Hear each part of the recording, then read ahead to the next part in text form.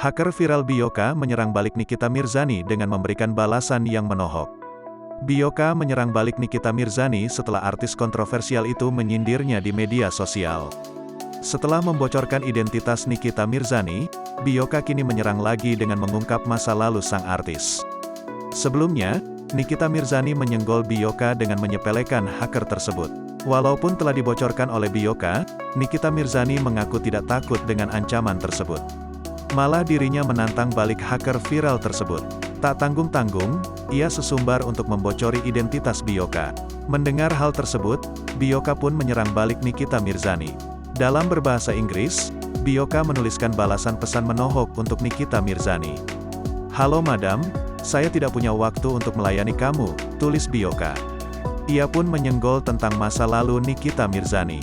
"Karena kamu hanya terlihat mencari nama yang baik, untuk menutupi masa lalu yang buruk," terang Bioka.